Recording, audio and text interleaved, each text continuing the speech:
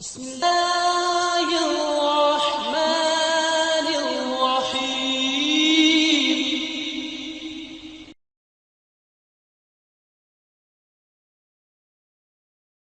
الحمد لله وسلام على عباده الذين اصطفى.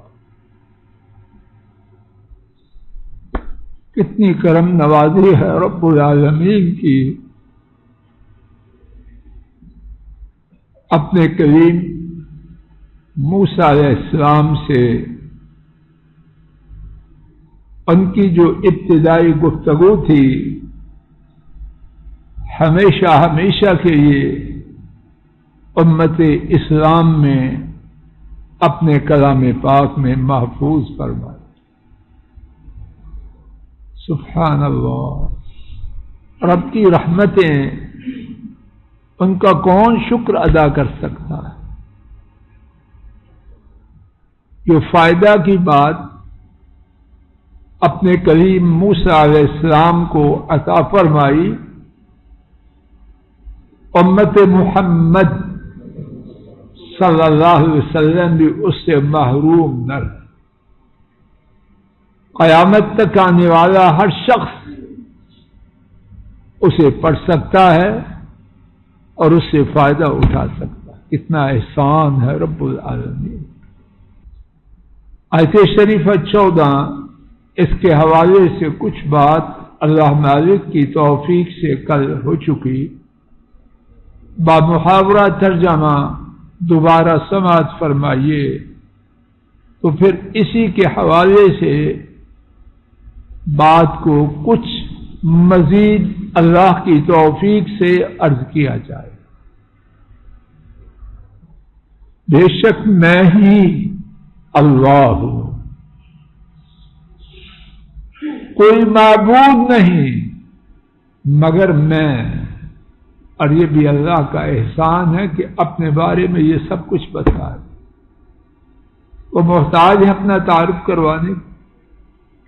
معاذ اللہ کوئی جاب ڈھونڈ رہے ہیں، معاذ اللہ کسی منصب کے لیے انتخاب کر رہے ہیں، معاذ اللہ اپنا تعارف کروا رہے ہیں کہ بندے ان کو پہچانیں، ان کے حق کو ادا کریں اور دنیا و آخرت میں سرخرو اور سرفراز ہو جائے. بے شک میں ہی اللہ ہوں، کوئی معبود نہیں مگر میں، سو تم میری عبادت کرو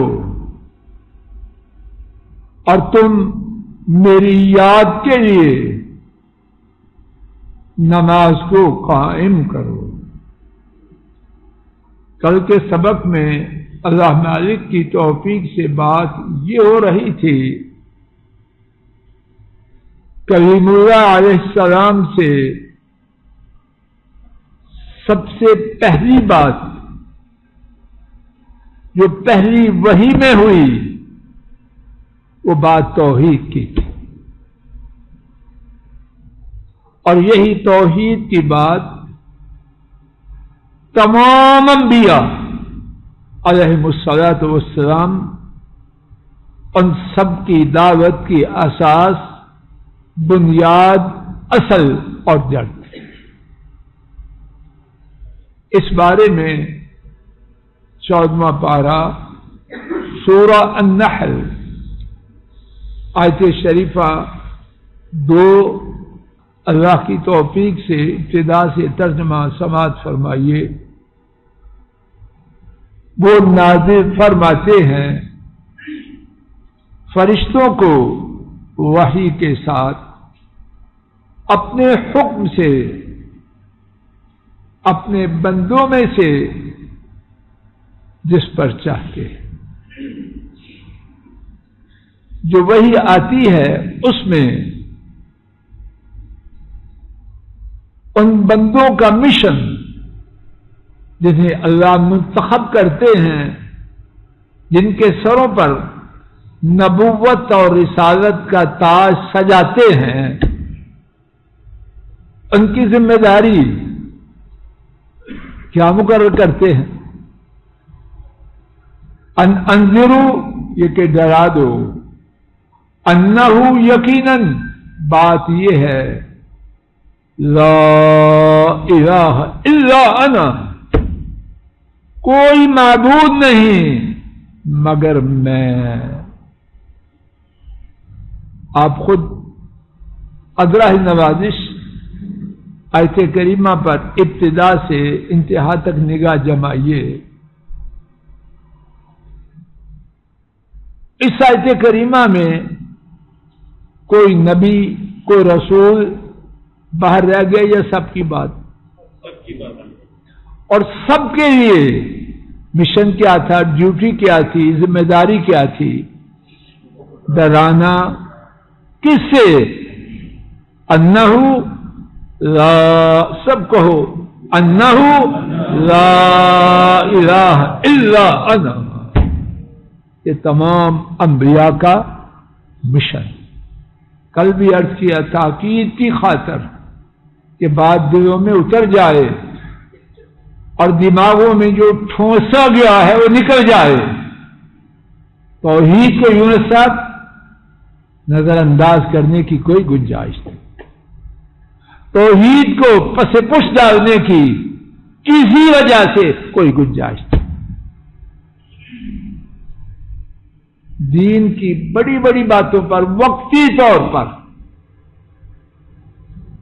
کچھ نہ کچھ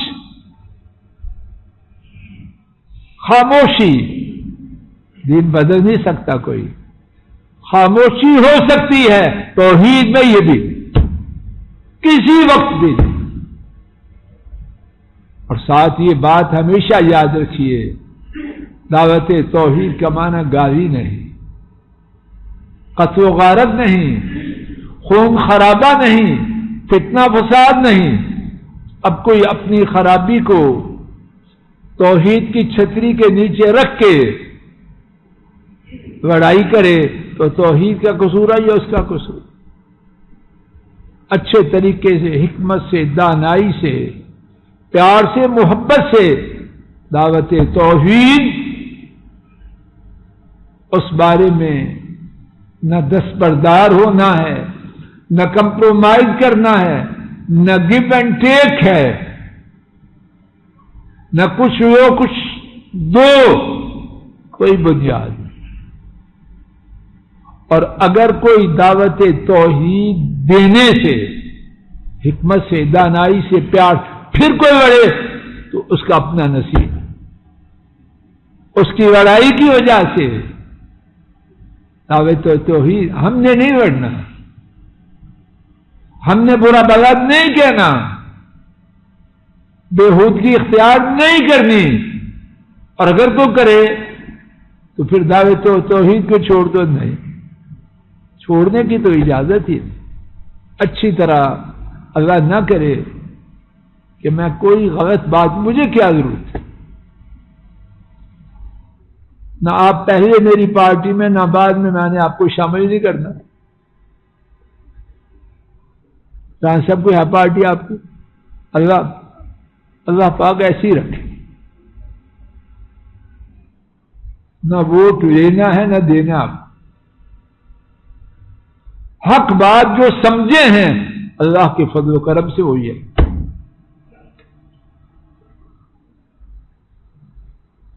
فتقون، سو تم مجھ سے ڈر جاؤ۔ ایک اور مقام دیکھیے، سورہ الانبیاء آیت شریفہ 92 17واں پارہ، ان هذه امة واحدة وانا ربكم فاعبدون۔ اللہ کریم نے اس سے پہلے متعدد حضرات انبیاء کا ذکر فرمایا، پھر اس کے بعد یہ آیت کریمہ آئی اور ان سب انبیاء، ان کی دعوت، ان کے دین، ان کے عقیدہ، اس کے بارے میں اجمالی طور پر سب کو اکٹھے کر کے بیان کیا۔ ان هذه امتکم، یقیناً یہ تمہارا مذہب ہے۔ امت کا معنی یہاں ملت، مذہب، دین ہے۔ امت کا معنی یہاں جماعت نہیں، امت کا معنی یہاں گروہ نہیں۔ کیا معنی ہے؟ دین، ملت، مذہب۔ یقیناً یہ تمہارا دین ہے۔ امتا واحدہ، ایک دین۔ تمام انبیاء، سب کا دین ایک ہے، سب کا مذہب ایک ہے، دو نہیں، سوا نہیں، 1.1 نہیں، ایک۔ اور وہ کیا ہے؟ وَأَنَا رَبُّكُمْ فَاعْبُدُونِ، رب تمہارا میں ہوں، سو میری عبادت۔ یہ تمام انبیاء علیہم السلام کا عقیدہ ہے اور ان کی دعوت ہے۔ ایک اور آیت کریمہ دیکھ لیجیے، سورہ النحل، آیت کریمہ 36۔ وَلَقَدْ بَعَثْنَا فِي كُلِّ أُمَّةٍ رَسُولًا أَنِ اعْبُدُوا اللَّهَ وَاجْتَنِبُوا الطَّاغُوتَ۔ وَلَقَدْ، اور ترجمہ کیجئے، اور یقیناً۔ اور بعض مفسرین نے بیان فرمایا، جب اللہ تعالیٰ کسی مقام پر 2 دفعہ یقیناً فرمائیں، اس کا معنی یہ ہے کہ رب ذوالجلال قسم کھا رہا ہے۔ اللہ، تفسیر کیا ہوگی؟ میں رب العالمین قسم کھا کے بیان کرتا، نہ ماننے والے کو پھر بھی حیا نہ آئے۔ کون قسم کھا رہا؟ اللہ کے لیے کوئی مثال نہیں، لیکن بڈھا جب بڑا تنگ پڑتا کہتا ہے حیا نہیں آتی، بالوں کے ساتھ جھوٹ بول رہا، یہ بات کہتے ہیں کہ اللہ کے لیے معاذ اللہ کوئی مثال، معاذ اللہ، کروڑوں دفعہ بات سمجھانے کی، اور سوال رب قسم کھائیں، اور پھر بات سمجھ میں نہ آئے، محمد علیہ صاحب ہے گنجائش؟ اللہ کی قسم کوئی گنجائش۔ اور قسم ہے ہم نے ہر امت میں رسول بھیجا، اس رسول کی دعوت، اس کا مشن، اس کی آواز، اس کی للکار، اس کی پکار، اس کا مسلک کیا تھا؟ ان اعبدوا اللہ، یہ کہ اللہ کی عبادت کرو، واجتنبوا الطاغوت، اور ان کے سوا جو بنا رکھے ہیں ان سے بچاؤ۔ یہ ہے تمام انبیاء کی دعوت۔ اور اب بھی کوئی دین جو دعوت توحید سے خالی ہے وہ دین نہیں۔ کوئی سیاسی کسی نام سے کچھ کام ہو، اگر وہ توحید کو مائنس کر کے ہے اس میں خیر نہیں۔ وَأَقِمِ الصَّلَاةَ لِذِكْرِي، سبق کی طرف آئیے، اور نماز کو قائم کیجیے میرے ذکر کے لیے۔ بعض مفسرین نے، اللہ پہ رحم کرے، اس کے 2 معانی بیان کیے، اور دونوں ہی انشاءاللہ صحیح اور درست۔ پہلا معنی، اور عثمان ان دو معانی کے بیان سے پہلے ایک بات سماعت فرما لیجیے. آیت شریفہ دیکھیے مستنصر بھائی، دیکھیے فَاعْبُدْنِي وَأَقِمِ الصَّلَاةَ، سو میری عبادت کیجیے. اب اس کے بعد ترجمہ کیجیے. اور تو کیا نماز عبادت نہیں؟ ماشاءاللہ، نماز عبادت ہے. پہلے عبادت کا ذکر کیا، پھر عبادت کا ذکر کیا. کیوں؟ نماز کی حیثیت کو اجاگر کرنے کی، کیا کہتے ہیں، ہائی لائٹ کرنے کی. عبادات میں نماز کی حیثیت بہت ہی زیادہ بلند ہے. حافظوا علی الصلوات والصلاۃ الوسطی، نمازوں کی خوب حفاظت کرو، اور تو درمیانی نماز بھی نماز. تنزل الملائکۃ والروح، فرشتے نازل ہوتے ہیں اور وہ بھی فرشتے ہیں. ان کی حیثیت کو فیہما فاکہۃ ونخل ورمان، دو جنتوں میں پھل ہیں، کھجور ہیں اور انار. یا اللہ لے جانا کھلا دے. باتیں ہی نہ کرتے، رائے ٹپکتے رہیں بیکار. کھلانا یا اللہ، سب کو کھلانا. ان میں، ان دونوں میں پھل ہیں. کیا کیا؟ نخل و رمان، کھجور اور انار. کیا وہ فروٹس میں نہیں ہے؟ یقیناً ہے.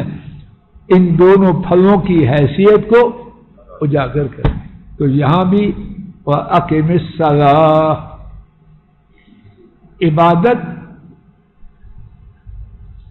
عبادت کیجئے اور نماز کو قائم کیجئے. اِنَّا لِلَّهِ وَإِنَّا إِلَيْهِ. اور جو نماز کی یا عید کے عید، اس کا دین سے کتنا تعلق ہے؟ اللہ کوئی ہمارے گھروں میں نہیں، امت میں ایسا بدبخت نہ. یا جمعہ کے جمعہ ہے، اس کے پاس کوئی اور شریعت آئی ہے جس میں ہفتے میں ایک نماز، یا کوئی 5 میں سے کچھ پڑھیے کچھ نہ پڑھیے. یہ کوئی جھوٹا نیا نبی آیا ہے جس نے 5 کو بدل کے 3 یا 2 کر دیا؟ سب صورتیں کھوٹی. اب اس کے بعد وَأَقِمِ الصَّلَاةَ لِذِكْرِي، اس کے 2 معانی ہیں، اور انشاءاللہ انہی 2 معانی کے بیان سے آئندہ گفتگو کا آغاز کیا جائے. وصلی اللہ تعالی علی خیر خلقہ وعلی آلہ واصحابہ واہل بیتہ واتباعہ الی یوم. السلام علیکم ورحمۃ اللہ. یہ ڈاکٹر فضل الہی صاحب کا آفیشیل یوٹیوب چینل ہے. اس کو لائک، سبسکرائب اور شیئر کریں اور بیل آئیکن پریس کریں تاکہ نئے آنے والی ویڈیوز کا نوٹیفیکیشن آپ کو موصول ہو سکے. جزاکم اللہ خیر.